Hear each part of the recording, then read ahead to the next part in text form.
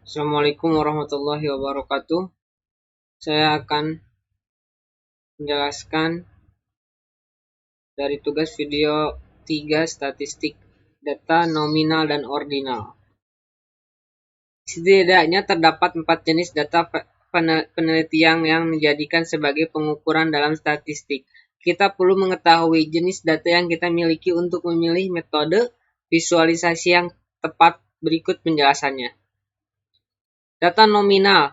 Data nominal yang juga dikenal sebagai data skala nominal adalah jenis data yang digunakan untuk melabeli variabel penelitian tanpa memberikan nilai kuantitatif apapun.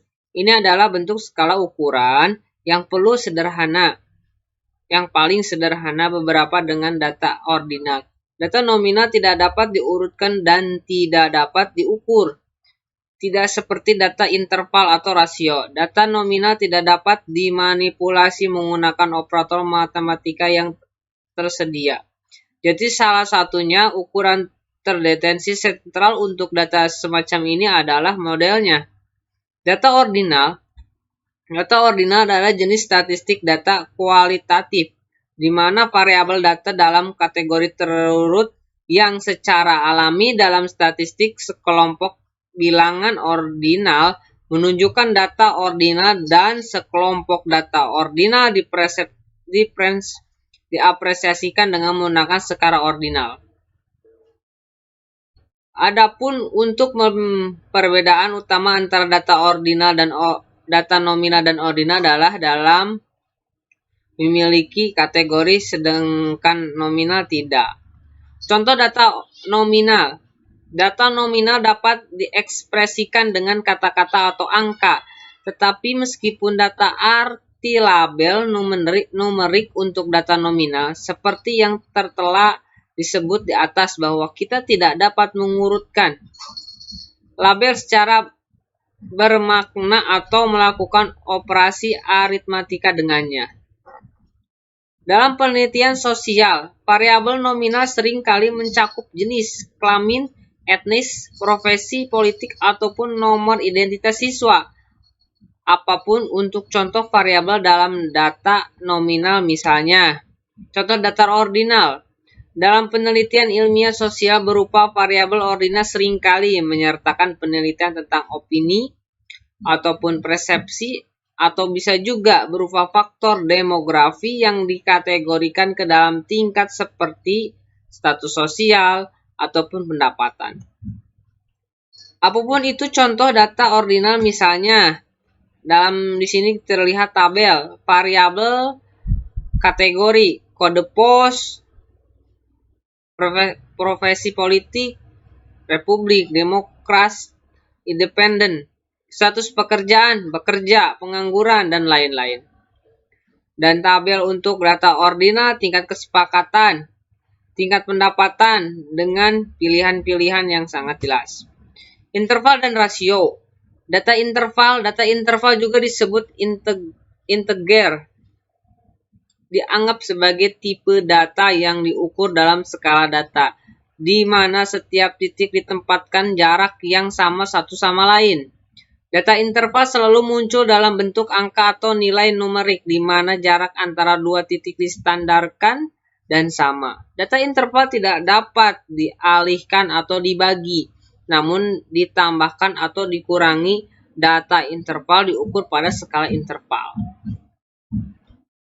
Data rasio adalah jenis data kualitatif dengan sifat yang sama seperti data interval, yaitu memiliki rasio yang sama dan pasti antara setiap dan nol absolut berlaku sebagai titik asal data. Dengan kata lain, dalam data rasio tidak ada nilai numerik yang bernilai negatif. Contoh data interval. Seseorang dapat mengukur waktu sepanjang hari menggunakan format 12 jam. Ini adalah contoh data interval yang baik. Waktu dalam format 12 jam adalah ukuran rotasi yang terus dimulai ulang dari nol pada periodisitas yang ditetapkan. Angka ini berada pada skala interval karena jarak di antara mereka dapat diukur. dan dibandingkan. Misalnya, perbedaan antara 5 menit dan 10 menit sama dengan 15 menit dan 20 menit dalam format 12 jam. Contoh data rasio. Berapa berat badan Anda dalam kilogram? Kurang dari 50, 51 sampai 60 kg, 61 sampai 70 kg, dan seterusnya. Berapa tingkat badan Anda dalam suatu kaki dan inci? Kurang dari 5 kaki, 5 kaki, 1 inci, 5 kaki, 5 inci, 5 kaki, 6 inci, sampai 6 kaki. Selanjutnya, statistik parametrik. Pengujian data melalui statistik parametrik disyarat dengan adanya sejumlah anggapan-anggapan yang kuat mendasari penggunaannya. Manakala anggapan-anggapan ini terpenuhi, pengujian parametrik inilah yang paling besar kemungkinannya untuk menolak H0 ketika H0 salah. Artinya kalau data penelitian dianalisis secara tepat dengan pengujian parametrik, pengujian tersebut akan lebih kuat dari pengujian manapun dalam hal penolakan terhadap H0 jika H0 salah. Oleh karenanya, dalam penggunaan pengujian statistik parametrik perlu dipenuhi beberapa unsur-unsur dari model pengujian dengan statistik parametrik diantaranya. Objek pengamatan harus saling independen.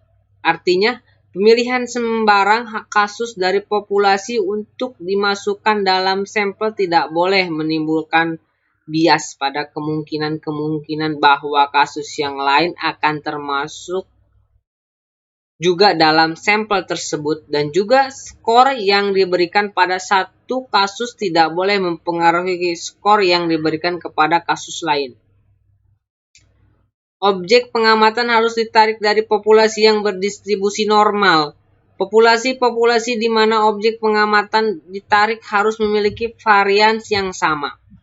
Populasi-populasi di mana objek pengamatan ditarik harus memiliki varian yang sama.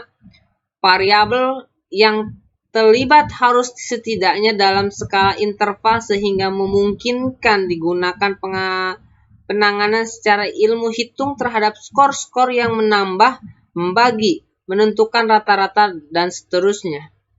Rata-rata populasi normal dan kevarian sama itu harus juga merupakan kombinasi linier dari efek yang ditimbulkan. Artinya efek itu harus bersifat berjumlahan, khusus dalam analisa H atau P. Statistik non-parametrik. Statistik non-parametrik adalah tes yang modelnya tidak menetapkan syarat-syarat mengenai parameter-parameter populasi yang merupakan induk sampel penelitiannya.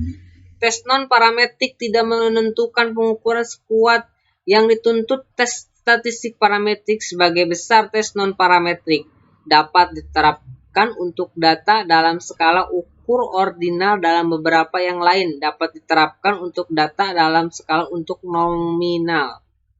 Meskipun semua anggapan tes parametrik mengenai populasi dan syarat-syarat mengenai kekuatan pengukuran dipenuhi dengan 5 poin syarat parametrik, kita ketahui bahwa dengan memperbesar ukuran sampel dengan banyak elemen yang sesuai dapat menggunakan suatu tes non-parametrik sebagai ganti tes dengan mempertahankan kekuatan yang sama dengan H0. Terima kasih.